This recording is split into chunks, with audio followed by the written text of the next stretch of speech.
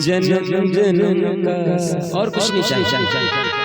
जब तक आप धरती पे हो तब तक मैं रहूं। जैसे ही मेरे कान में आवाज जाए श्री कृष्ण अपनी लीला को पूरा करके धराधाम को छोड़ के गए, उसी समय मैं चले जाऊं। भगवान ने कहा तथास्तु, ऐसा ही होगा। भीम से कहा क्या चाहिए? भीम बोले आज रुक जाओ। पहले तो भीम ने पूछा महाराज लोग हमें भोजन भट्ट कहते और कुछ करते रहते हैं, पूजा पाठ करते नहीं, व्रत उपवास करते नहीं, चाहे एकादशी हो चाहे पूर्णिमा हो चाहे जन्माष्टमी, हम दिन भर खाते हैं, खूब खाते हैं, इसलिए लोग भोजन भट्ट कहते हैं। कोई ऐसा उपाय बताओ कि कम से कम साल भर में एक आध बार भूखे रहे और साल भर की एकादशी का फल मिल जाए। बोले एक काम करो, चैत के महीने में अच्छी कड़ाके की गर्मी पड़ती है, उसी समय एकादशी का व्रत किया करो, शनि एकादशी का नाम मिल गया। बोले निर्जल क्या करो, बिना पानी पिए एक ही एकादशी में आते सूख जाएंगे। बोले साल भर की तपस्या का फल एक ही बार मिल जाएगा। तब से भीमसेन साल भर एकादशी को भोजन करते थे और भीमसेन एकादशी चैत के महीने में बढ़िया एक बार भोजन करते थे और वो एक बार व्रत करते थे, वो भी निर्जल। तो पूरी साल भर की एकादशी का फल मिल गया। और अब बोले महाराज रुक जाओ यहीं पे। तो भगवान रात रुके तो देखा कि जो युधिष्ठिर राजा बन गए रो रहे। युधिष्ठिर को लेकर के सभी पांडवों को लेकर के भगवान कृष्ण गए किसके पास? पितामह भीष्म के पास, जो बाणों की सैया पर पड़े मरे नहीं है, क्योंकि इच्छा मृत्यु का वरदान, अपनी मर्जी से मरने वाले। सोचो इसी धरती पे ऐसे ऐसे लोग हो गए हैं जो खुद चाहे कभी मरे। यमराज की हिम्मत नहीं कि आसपास भाग जाए, अपनी मर्जी से मरे। ऐसे लोग मर गए। कोई चाहेगा कि मैं मरूं? कोई नहीं चाहता, लेकिन पितामह भीष्म ऐसे जो चाहते कि मारे।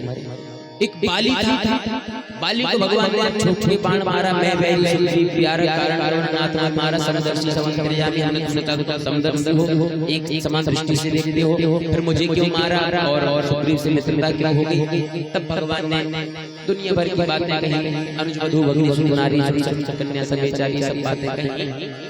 अंत में जब उसने प्रार्थना की बाली ने कि चलो महाराज जैसा भी है आपके हाथों से मरे हैं, तो मेरा तो दोनों हाथों में आपके दर्शन हो गए, मुझे तो मुक्ति मिलेगी। तब भगवान ने खुश होकर कहा तुम चाहो तो हम तुम्हें स्वस्थ कर देते हैं, ठीक कर देते हैं, अब तुम अचल राज करो, जीवित रहो लंबे समय।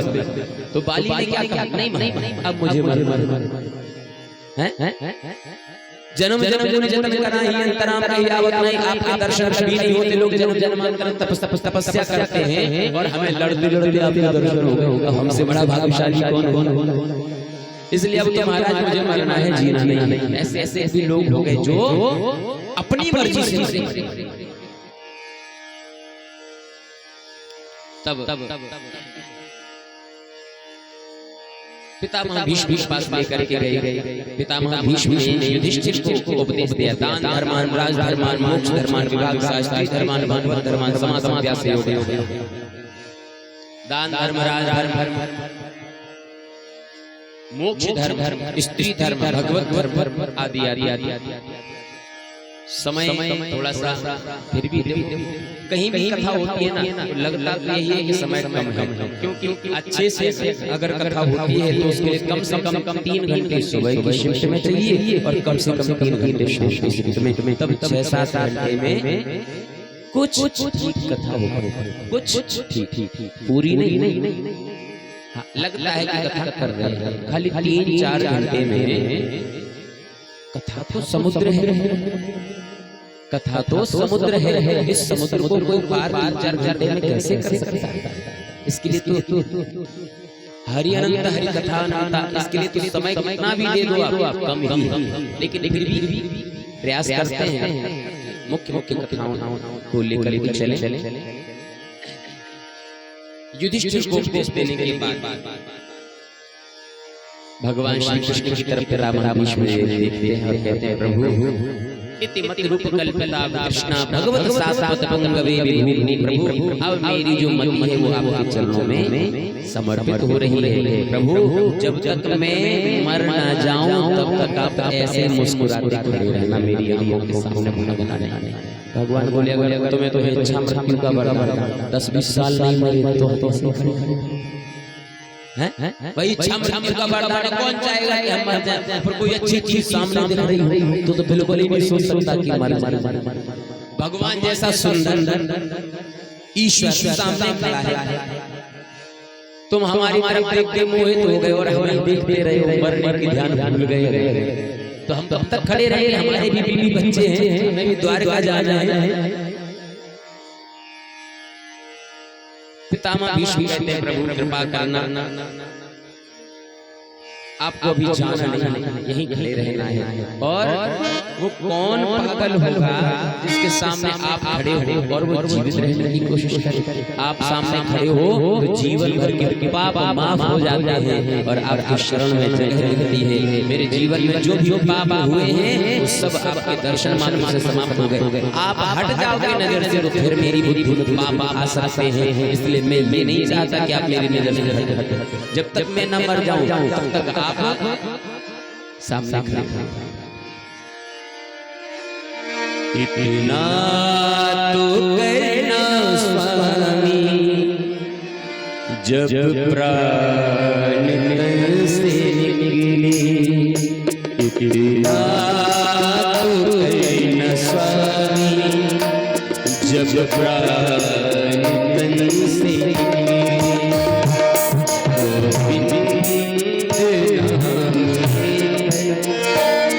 जब प्राण तन से निकले,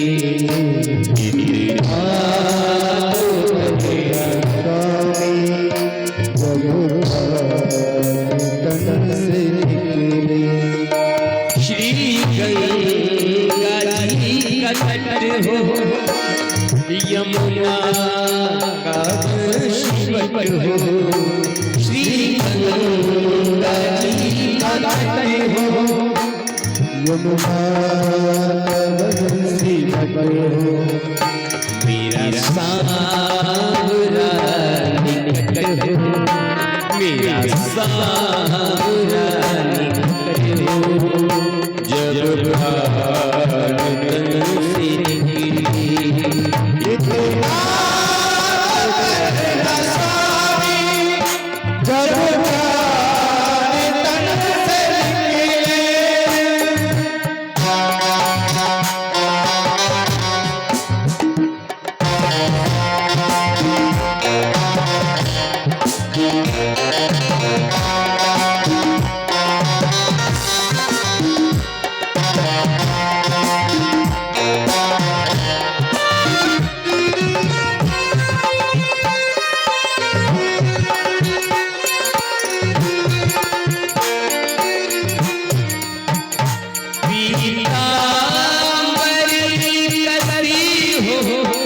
सभी मन में बसी हो, पीताम्बरी कसी हो। सभी मन में ये बसी हो, और पे कुछ हंसी हो, और पे कुछ हंसी हो। जब प्राण तन से निकले,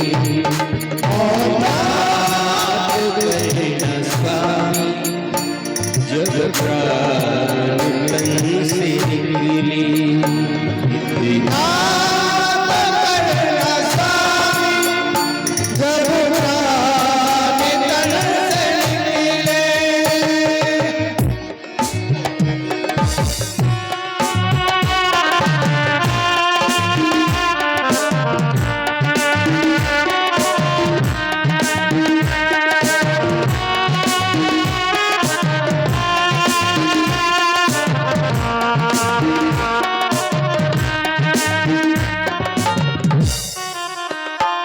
जब कंठ प्राण आए,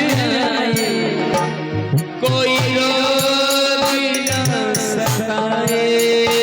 जब कंठ प्राण आए, कोई रोग न सताए। यमदर्श न दिखाए, यमदर्श न दिखाए।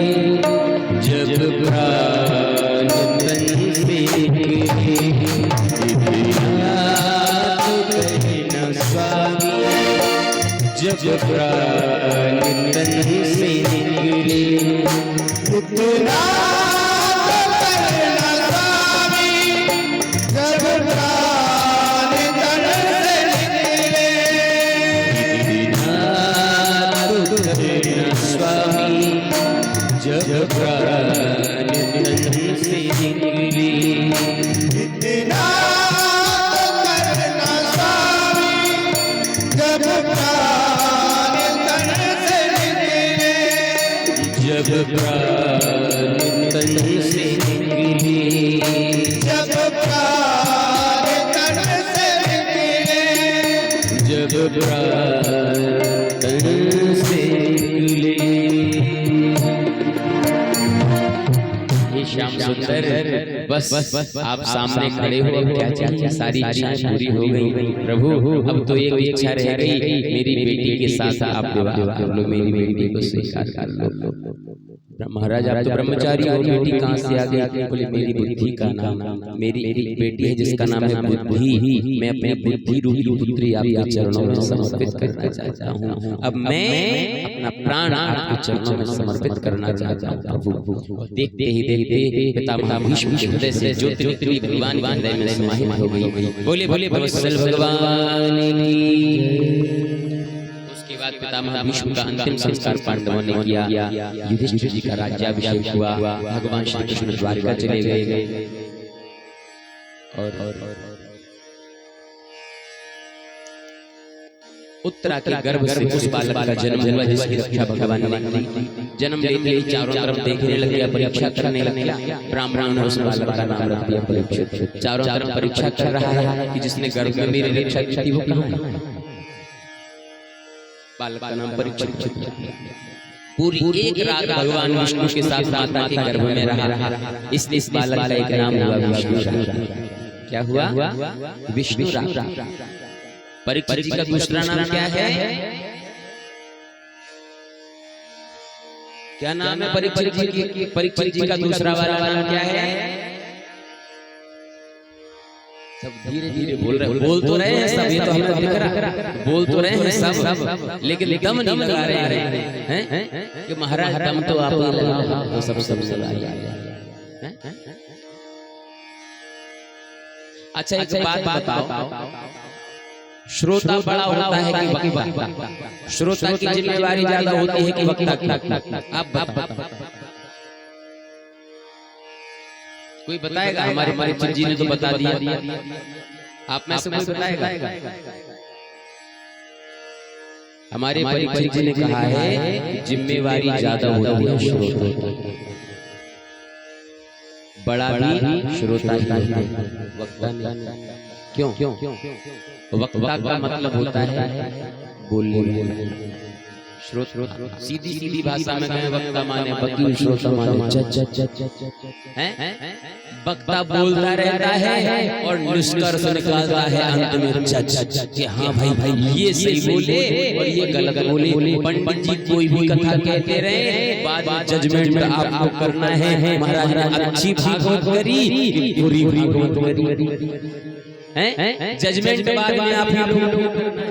इसलिए आप लोग ध्यान से सुनते हो, पर भैया बीच में ऑर्डर भी कर दिया करो। जैसे जयकारा लगा रहे थे थोड़ी दम करो। जज भी बीच में कहता है, जब कोई कहीं कुछ गड़बड़ कहता है ऑर्डर। उसी प्रकार से बोल बोल बिहारी लाल की। अब बताओ परीक्षित जी का दूसरा नाम? पूरी कथा चौपट। अच्छा आवाज आई, फिर से बोलना। विष्णु एक माताएं के कसम खाती हैं, बिल्कुल ही कसम खा के चली आने के महाराज आज तक चाहे कुछ हो जाए, कल बोले आज नहीं बोले।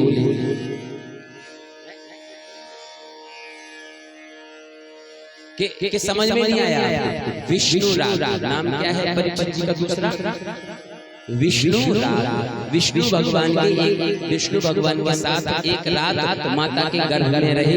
इस नाते भगवान कृष्ण के सहोदर भाई हुए परीक्षित, क्योंकि एक ही गर्भ में परीक्षित जी रहे और एक ही गर्भ में भगवान रहे, तो ये भाई हो गए कि नहीं?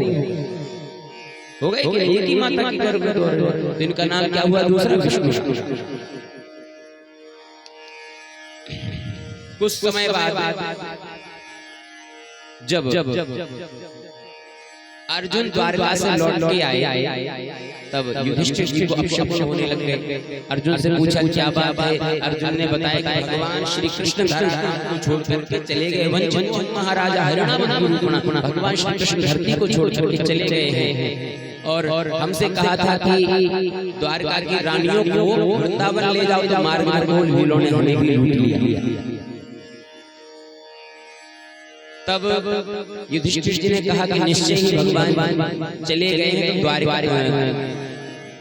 द्वापर युग समाप्त है, कलयुग प्रारंभ हो रहा है। कलयुग में हम नहीं रह रहे हैं, जाना होगा। उसी समय परीक्षित को ही राजतिलक कर दिया और पांचों पांडव कुंती ने तो जैसे ही सुना कि भगवान श्री कृष्ण धराधाम को छोड़ के चले गए, एक सेकंड एक पल जीवित नहीं रही। उसी समय खड़े खड़े पाए गोसाई भूतल पर नहीं, उसी समय लकड़ी के समान सीधी गिरी और उसके प्राण रखे भगवान के चरणों में। ऐसी भक्ति और पांचों पांडव महाप्रस्थान के लिए चलते हैं। सशरीर स्वर्ग की यात्रा के लिए मार्ग में सभी पांडवों के शरीर गल गए। युधिष्ठिर जी मुख्य द्वार पहुंच गए थे स्वर्ग के। इनकी भी एक उंगली गल गई थी। एक बार में झूठ बोले अश्वत्थामा तो नरोवा गुंजरो कहा था अश्वत्थामा मर गया, लेकिन हाथी मरा है कि मनुष्य मरा है ये आप देख लीजिए। तो उस कारण से द्रोणाचार्य की मृत्यु हुई थी। एक झूठ बोलने के कारण युधिष्ठिर जी की एक उंगली गल गई थी, बाकी सब शरीर। एक दिन परीक्षित जी ने विचार किया कि हमारे पूर्वज क्या कमा के रख गए हैं राजकोष में, देखना चाहिए। जाकर के देखा बड़ा सुंदर सोने का मुकुट था, अच्छा लग रहा था। उसे अपने सिर पर पहन लिया। सिर पर पहनते ही मृगया के जंगल में गए। देखा कि एक गाय और बैल खड़े हैं, उनको कलयुग मार रहा है, क्योंकि कलयुग आ चुका था उस समय, तो कलयुग मार रहा है। परीक्षित ने धनुष बाण खींच लिया। अरे मूर्ख, तुझे समझ में नहीं आता, परीक्षित के राजा गाय को मार रहा है। परीक्षित ने कहा मेरे राज में गाय के ऊपर बैल के ऊपर कोई अत्याचार नहीं कर सकता। और आज का राज देखिए, आज गाय और बैलों को काटने के लिए रजिस्ट्रेशन किए जाते, कत्ल खाने बने रहे हैं, मोहर। कितना अंतर है राजा परीक्षित के राजा और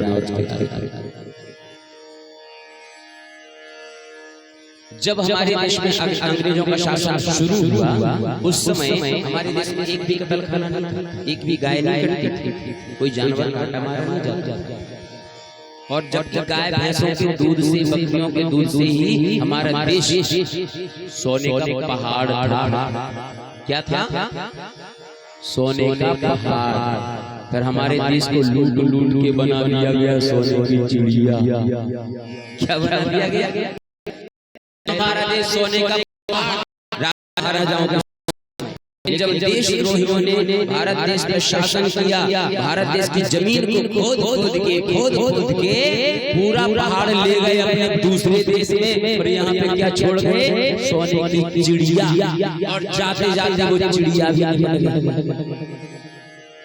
अब बचे ये देश की मिट्टी। क्या बचा? अब देश की मिट्टी बची और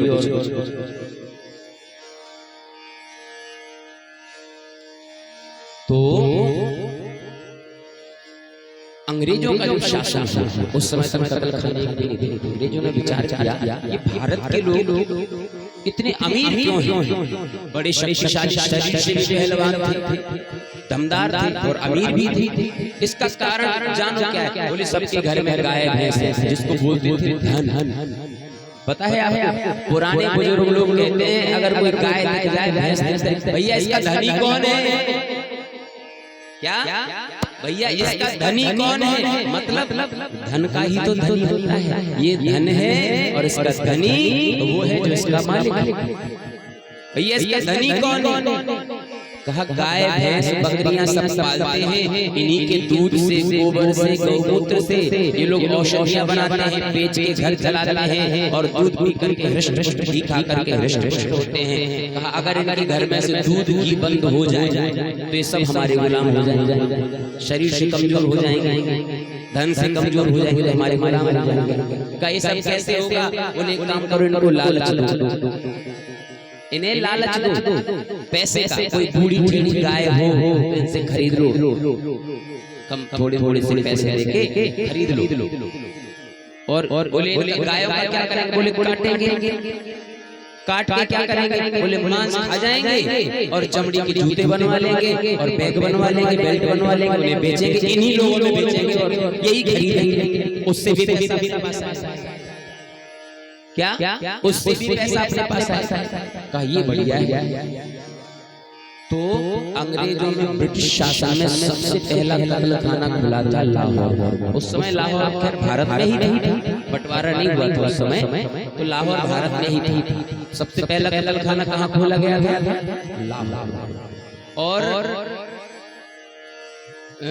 अंग्रेजी शासन के अंत तक 336 कत्लखाने रजिस्टर्ड हो चुके। कितने? 336 कत्लखाने पूरे भारत के कोने-कोने में 336 कत्लखाने रजिस्टर्ड हो चुके थे सरकार के द्वारा, अंग्रेजी ब्रिटिश शासन। और हमारे देश के जो नेता नगरी के लोग थे, जो मतलब नेता बनने के इच्छुक थे, वो लोग कहते थे कि अगर एक बार हम प्रधानमंत्री बन जाएं, ये ब्रिटिश शासन हट जाए और हम प्रधानमंत्री बन जाएं, तो पूरे कत्लखाने एक दिन में बंद करवा, एक दिन में बंद करवा और हमारी गायें सुरक्षित हो जाएंगी, भैंसें सुरक्षित हो जाएंगी। ठीक है, समय आया 47 में देश स्वतंत्र हुआ, आजाद। जब देश आजाद हुआ तो प्रधानमंत्री हमारे देश के हमारे देश का शासन। फिर कुछ गौ सेवकों ने, संतों ने पत्र लिख के भेजे, सरकार आपने बोला था कि कत्लखाने बंद करवा दो ना, फाइलों को दबा दिया, फाइलों को दबा दिया। खूब कोशिश की कत्लखाने बंद होने की। आज हमारा देश आजाद है, इसलिए 36,000 कत्लखाने 1992 तक रजिस्टर्ड हो चुके। कब 1992 में 36,000 कत्लखाने बन चुके थे हमारे भारत में। अब आप सोचो, अंग्रेजों के शासन में मात्र 336 थे और हिंदुओं के शासन में 36,000 कत्लखाने हो गए थे 1992 में। अभी तक की कोई गिनती का आंकड़ा नहीं है। गौ सेवा अंक नाम का एक ग्रंथ है, उसमें लिखी हुई है पूरी बात। हम अपने मन से नहीं बोल रहे हैं, प्रमाणित बोल रहे हैं, लिखी हुई बात। राजा परीक्षित को देखा कि कलयुग मेरी गाय को मार काल से लड़ने के लिए तैयार हो गया, समय से लड़ने के लिए तैयार हो गया। कलयुग क्या है? कलयुग कोई मनुष्य थोड़ी है, कलयुग तो समय है। परीक्षित ने बाण खींच लिया समय की तरफ का है। अगर तेरे रहने से गाय मरती है, गाय पर हत्या होती है, तुझे मारने के लिए तैयार खड़ा हूं। कलयुग समझ गया ये अर्जुन का नाती है। क्या ये अर्जुन का नाती है, अभिमन्यु का बेटा है, इससे लड़ने में फायदा नहीं है। तुरंत कलयुग ने परीक्षित के पैर पकड़ लिए, बोले महाराज सतयुग त्रेता द्वापर के बाद मेरा नंबर है, अब मैं कहाँ जाऊँ? और मेरे जीवन में तुम पाप है, मैं तो पाप का राजा हूँ, मैं पुण्य कैसे कर सकता हूँ? मैं रहूंगा तो गाय तो कटेगी, पाप तो होगा। परीक्षित ने कहा तुम मेरी शरण में आए हो, इसलिए मैं तुम्हें जीवित छोड़ रहा हूँ, लेकिन मेरे राज्य से बाहर हो जाओ। कलयुग ने कहा महाराज जहाँ देखता हूँ वहाँ आपका ही तो राज है, सूर्य की किरणें जहाँ जाएंगे वहाँ तक आपका शासन में कहाँ जाऊँ? परीक्षित ने कहा तो सुनो, पाप नहीं करोगे तुम। कलयुग ने कहा महाराज आप अपनी शरण में अपने ही राज्य में कोई 2-4 जगह दे देते तो मैं रह लेता शांति से। परीक्षित को दया आ गई, बोले शरण में आया है तो चलो ठीक है। 4 जगह दे दी, द्यूतम पानम स्त्रियः सूना यत्रा धर्मश्च चतुर्विधः। बोले मदिरा पान जहाँ होता हो मैं खाने में जा जाके तुम रहो। कहाँ? मैं खाने में। जहाँ जुआ खेला जाता है वहाँ पे तुम रहो। जहाँ जुआ मदपान और तीजो नारी पसंद बोले वैश्यालय में जाके तुम रहो। और चौथा हो हिंसा जा रही है बोले जहाँ हिंसा हो रही हो वहाँ भी आप रहिए। 4 जगह रहिए। अच्छा ये विडंबना है कि शाम को जैसे 5-6 बजते हैं तो घर में गाय भैंसों की सेवा का समय होता है ना।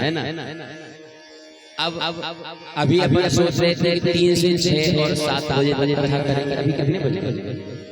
अच्छा 6 बजे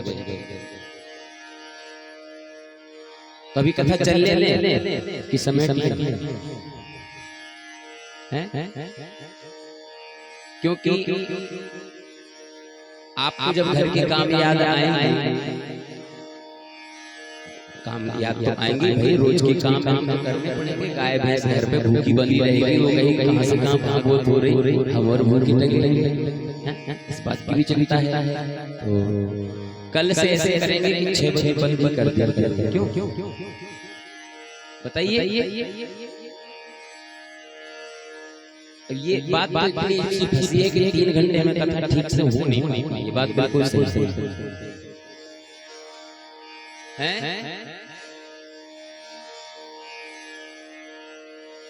क्या बोल रहे हैं? सुनाई नहीं।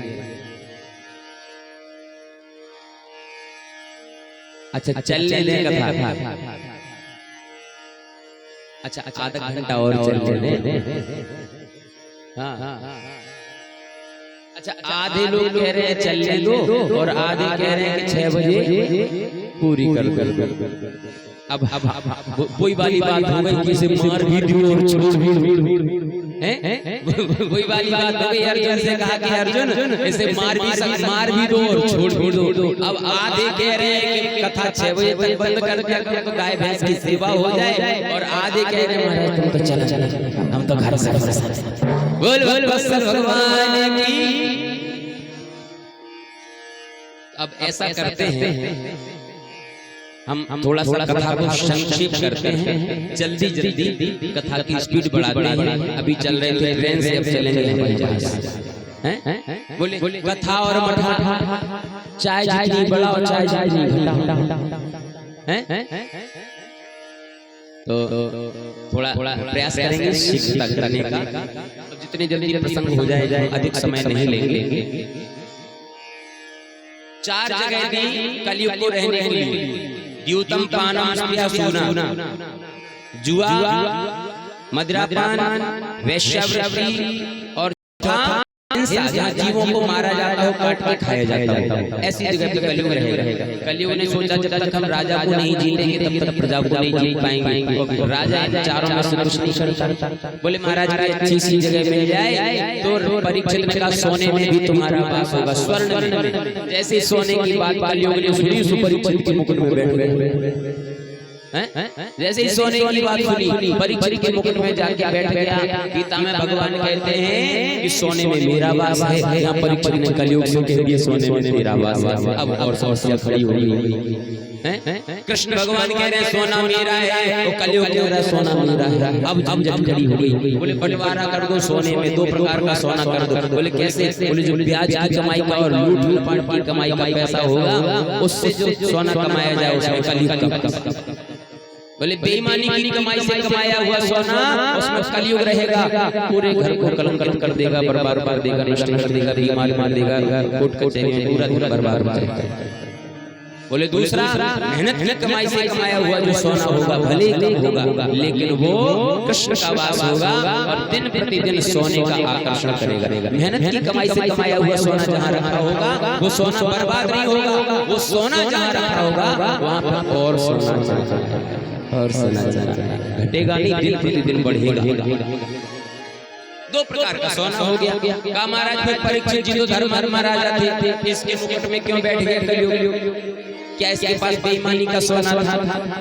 बोले नहीं, परीक्षित ने बेईमानी किसी के साथ नहीं की, लेकिन परीक्षित के पास जो मुकुट है वो परीक्षित का नहीं है, वो है भीम का मुकुट। और भीम के पास कहां से आया था? जरासंध का मर्डर करके लाए।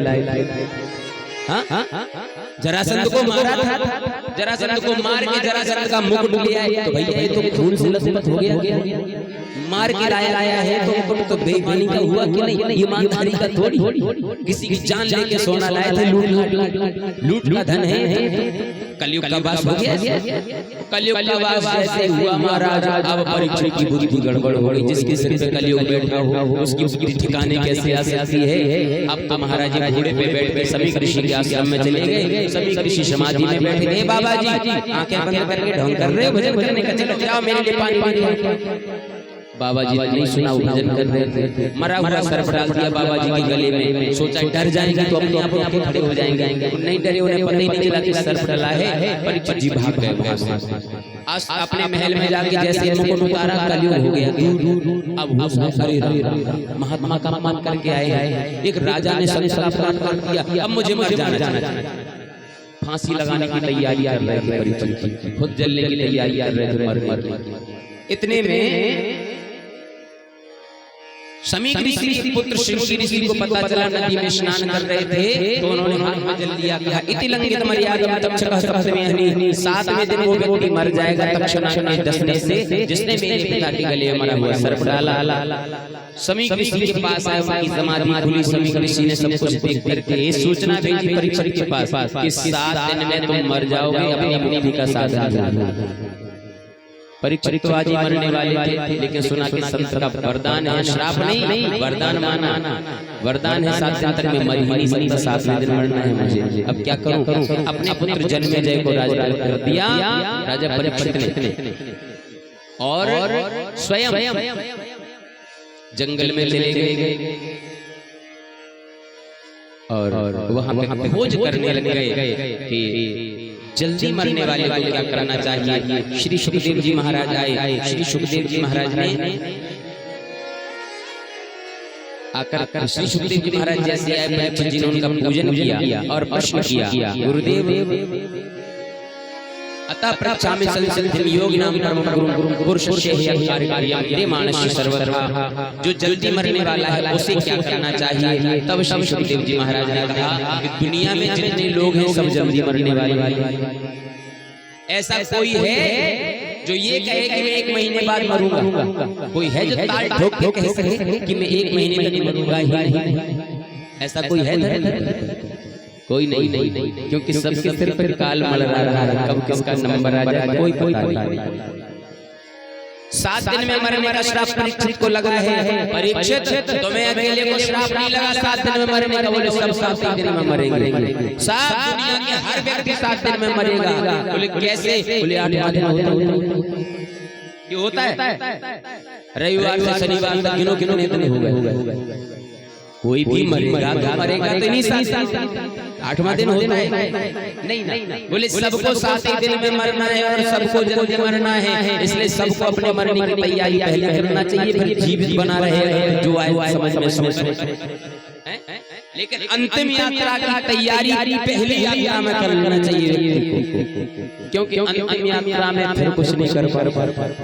अंतिम यात्रा जब होती है, यात्रा खुद नहीं करता अंतिम यात्रा, तो 4 कंधे करके दूसरे लोग खुद नहीं कर पाता अंतिम यात्रा। इसलिए अंतिम यात्रा की तैयारी अंत समय में नहीं होती है। अंतिम यात्रा की तैयारी भरी जवानी में अच्छा खासा शरीर हो, खूब मेहनती शरीर हो, तब मेहनत करके धन कमाओ और खूब दान करो, खूब पुण्य करो, खूब अन्नदान करो, जिससे कि मरने के बाद खाने को भोजन मिले, भूखों न मरे। वस्त्र दान करो, जिससे कि ऐसे नंगे धड़ंगे न फिरे, अच्छे वस्त्र मिले स्वर्ग में बैठ कर।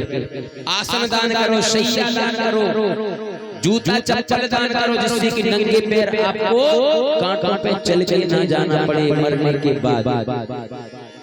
तो समय नहीं है, नहीं तो हम सब बताते आपको कि किस तरह से व्यक्ति की यात्रा होती है। ये शरीर तो छूट जाता है, लेकिन एक दूसरा शरीर मिलता है व्यक्ति को, सूक्ष्म शरीर, जिसमें हाथ पैर मुंह कान नाक सब कुछ होता है। जैसा कष्ट इस शरीर को होता है वैसा ही कष्ट उस शरीर को भी होता है। लेकिन ये शरीर नष्ट हो जाता है, वो शरीर नष्ट नहीं होता, लेकिन कष्ट होता है।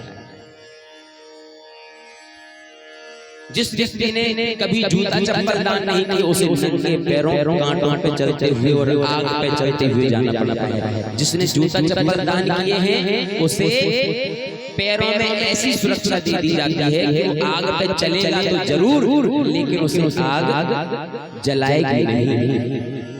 जिसने अन्न दान किया है और पानी दान किया है उसे रास्ते में भूख लगेगी ही नहीं, प्यास लगेगी ही नहीं। और कब तक नहीं लगेगी? जब तक आपका दान किया हुआ अन्न समाप्त नहीं हो जाएगा, तब। जिसने शैया दान की है उसे मार्ग में थक जाने पर वृक्ष के नीचे छाया मिलेगी और शैया पर सोने का अवसर भी मिलेगा। श्री सुखदेव जी कहते हैं प्रत्येक व्यक्ति को अपनी अंतिम यात्रा की तैयारी भरी जवानी में अच्छा खासा जब शरीर हो तब कर लेना चाहिए, बाद के लिए नहीं छोड़ना चाहिए।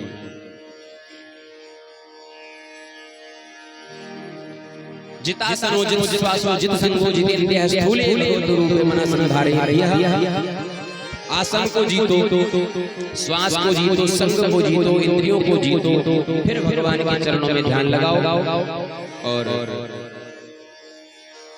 राजा परीक्षित जी ने प्रश्न किया श्री सुखदेव जी से कि महाराज लोग बृहस्पति की आराधना करते हैं, कोई इंद्र की आराधना करते हैं, आखिर हम कौन सी आराधना करें जिसके करने से मनोकामनाएं पूरी हों? उसके लिए आप लोग भी ध्यान से सुने।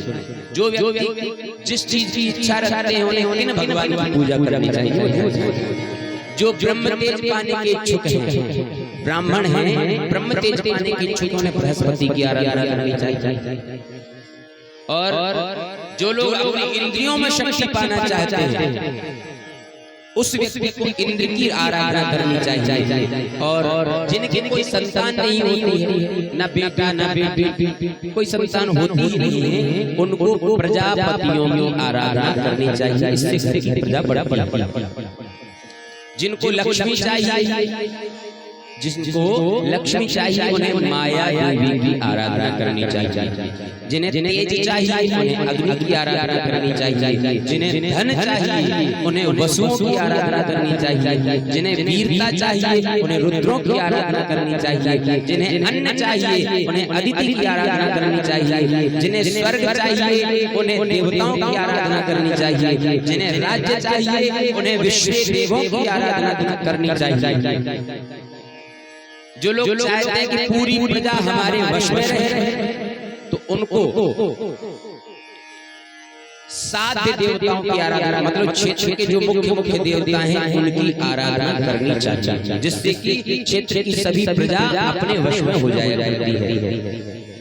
और जो लंबी आयु पाना चाहते हैं उन्हें औषधियों के स्वामी अश्विनी कुमारों की आराधना करनी चाहिए। पुष्टि की पृथ्वी की आराधना करनी चाहिए। जो लोग प्रतिष्ठा पाना चाहते हैं, समाज में प्रतिष्ठा पाना चाहते हैं, उन्हें पृथ्वी देवी की आराधना करनी चाहिए।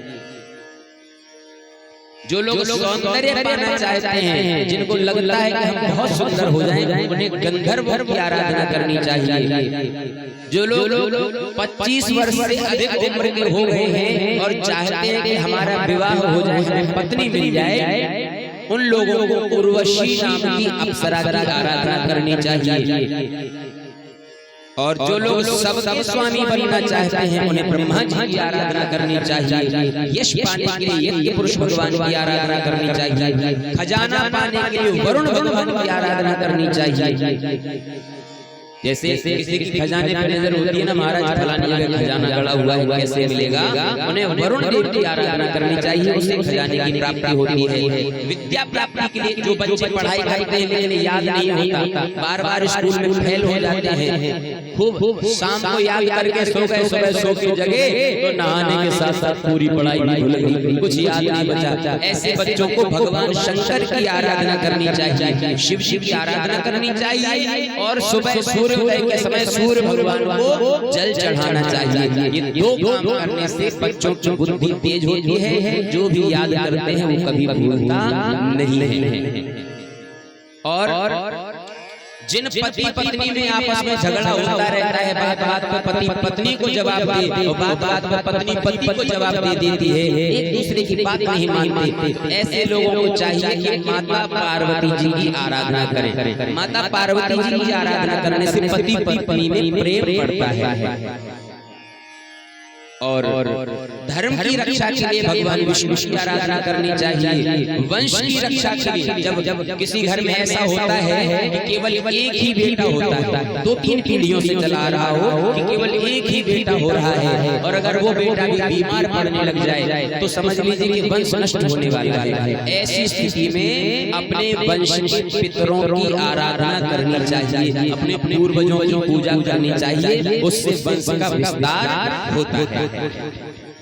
सभी बाधाओं से बचने के लिए भगवान यक्ष की आराधना करनी चाहिए और बलवान होने के लिए मरुदगणों की आराधना करनी चाहिए। राज्य की प्राप्ति के लिए जैसे कोई राजा बनना चाहता है, अधिकारी बड़ा बनना चाहता है, उसे मनवंतरों के अधिपति देवताओं की आराधना करनी चाहिए और भोगों की प्राप्ति के लिए चंद्रमा की आराधना करनी चाहिए। जो लोग ये चाहते हैं कि हमारे मन से सारी कामनाएं नष्ट हो जाएं, हमारी कोई इच्छा रहे ही नहीं, उन लोगों को भगवान नारायण की आराधना करनी चाहिए और मोक्ष की प्राप्ति के लिए पुरुषोत्तम भगवान की आराधना करनी चाहिए। अब इनमें से कुछ तो आप लोगों को याद रहेंगे जो आपके काम में है, बाकी सब भूल जाएंगे, हम जानते हैं। बोले भगवान की, लेकिन इतना पता है जो जिस काम की होगी वो से याद होगी। सही बात है कि नहीं? पूरी तो याद कोई नहीं करेगा। जिनका जो काम होगा उनकी आराधना आप लोग अपने हिसाब से कर लेना। जिनको समझ में ना आए सो हमसे फुर्सत से आके पूछ लेना, पूजा की विधि और बता देंगे। बोले भगवान की। श्री सुखदेव जी ने सृष्टि का वर्णन किया और वराह भगवान का चरित्र सुनाए जिसमें उन्होंने हिरण्याक्ष का वध किया। हिरण्याक्ष का भाई है हिरण्यकश्यप, हिरण्यकश्यप का एक पुत्र है प्रहलाद। हिरण्यकश्यप बड़ा वरदानी है, अपने मरने के सारे दरवाजे हिरण्यकश्यप ने बंद कर दिए। वरदानी होने पर इनका जो पुत्र प्रहलाद है भगवान नारायण का बड़ा भक्त है, इसको मारने का प्रयास किया लेकिन प्रहलाद मरे नहीं। जब नहीं मरे तो प्रहलाद जी से कहा तुम्हारा भगवान कहाँ है, मैं उसी को मार दूंगा। प्रहलाद के मुख से निकल गया वो तो सब जगह है, आप में भी है, मुझ में भी है। तब हिरण्यकश्यप ने कहा क्या इस खंबे में तेरा भगवान है? प्रहलाद ने कहा सब जगह तो इसमें भी क्यों नहीं हो। उसने खंबे पे प्रहार किया, खंबा टूट गया, नरसिंह भगवान प्रकट हो गए। नरसिंह भगवान जब प्रकट हुए तो नरसिंह भगवान का और हिरण्यकश्यप का युद्ध हुआ। शाम का समय हुआ, अपनी गोदी में हिरण्यकश्यप को भगवान ने लिटाया और मार दिया। जितनी उसकी शर्तें थी मरने की, ना अंदर मरूं, बाहर मरूं, ऊपर मरूं, नीचे मरूं, दिन में मरूं, रात में मरूं, अस्त्र से मरूं, शस्त्र से मरूं, मनुष्य से मरूं, मृग से मरूं, देव से मरूं, दानव से मरूं, ब्रह्मा की बनाए 12 महीनों में न मरूं। ये सभी शर्तों को भगवान ने पूरा किया। बोले 12 महीनों में नहीं मरेगा, अधिक मास में तो मरेगा, अधिक मास में तो मरेगा, पुरुषोत्तम मास। बोलिए पुरुषोत्तम मास। अस्त्र शस्त्र से नहीं मरेगा, नाखून से तो मरेगा, दिन में रात नहीं मरेगा, शाम को तो मरेगा, ऊपर नीचे नहीं मरेगा, गोदी में तो मरेगा, अंदर बाहर नहीं मरेगा, दहली में तो मरेगा। अरे नर से और पशु से नहीं मरेगा, नर से तो मरेगा, न पूरा मनुष्य न पूरा पशु, अब तो मरेगा। बोले ब्रह्मा की बनाई हुई सृष्टि में किसी से नहीं मरूंगा। भगवान बोले ब्रह्मा मुझे नहीं बनाता, रोम रोम प्रति लागे कोटि कोटि ब्रह्मांड, मेरे एक एक रोम से करोड़ों करोड़ों ब्रह्मा पैदा होते हैं। हम ब्रह्मा को बनाते, ब्रह्मा हमें नहीं, अब तो मरे। बस उसी समय भगवान ने हिरण्यकश्यप का वध कर दिया, प्रहलाद जी को सिंहासन पर बिठाया। प्रहलाद के पुत्र विरोचन के पुत्र राजा बलि ने दान के बल से तीनों लोगों पर विजय प्राप्त की, देवताओं को स्वर्ग से भगा दिया। समुद्र मंथन हुआ, समुद्र मंथन के समय विष्णु शिव जी ने धारण कर लिया। अप्सराएं स्वर्ग को दे दी, कामधेनु गाय ऋषियों को दे दी, कल्पवृक्ष स्वर्ग को दे दिया, वारुणी मदिरा निकाली वो दैत्यों को दे दी और लक्ष्मी जी निकली वो भगवान विष्णु को प्राप्त हुई और कौस्तुभ मणि भगवान विष्णु को प्राप्त हुई। सबसे बाद में अमृत निकला। धन्वंतरी के भगवान अमृत लेकर के आए। स्वरभानु नाम का दैत्य अमृत कलश को छीन करके भाग गया। मोहिनी रूप भगवान ने धारण किया और देवता दैत्य को मोहित करके पूरा अमृत देवताओं को पिला दिया। एक दैत्य था स्वरभानु नाम का, वो देवताओं के चंद्रमा और सूरज के बीच में आके बैठ गया, अमृत पी लिया। चंद्रमा सूरज ने शिकायत कर दी, भगवान ने सुदर्शन चक्र से उसके सिर को काट दिया। उसके सिर को काट दिया, लेकिन अमृत अंदर चला गया। धड़ अलग जीवित और सिर अलग जीवित, दोनों का नाम पड़ गया राहु केतु। तभी से राहु और केतु समय समय पे चंद्रमा और सूरज का ग्रहण करते हैं। कभी सूर्य ग्रहण होता है, कभी चंद्र ग्रहण होता है। ये वही राहु केतु है। अब देवताओं ने अमृत पी लिया, दैत्य कमजोर पड़ गए। राजा बलि को देवताओं ने मार दिया। इंद्र ने राजा बलि को मार दिया। तब शुक्राचार्य जी ने अपनी संजीवनी विद्या से राजा बलि को जीवित किया और अखंड अग्निहोत्र अश्वमेध करना प्रारंभ किया। यज्ञ के प्रभाव से एक विजय रथ प्राप्त हुआ, जिस पर बैठ के